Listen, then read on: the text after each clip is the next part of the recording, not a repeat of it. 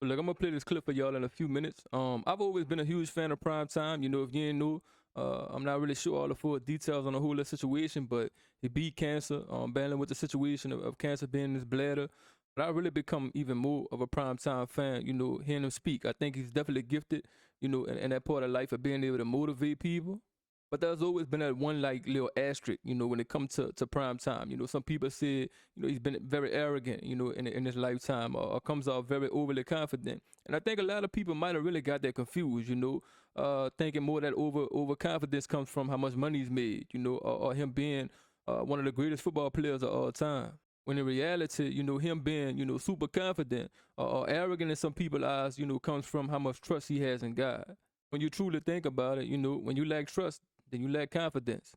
I never once through this whole journey said, God, why me? Because I would have to say, God, why being you sit me up here in front of these wonderful people? Why you give me the position of the head football coach of the prestigious university? Why you allow me to father 5 wonderful kids? Why you give me these relationships with these wonderful people? Why me, Lord?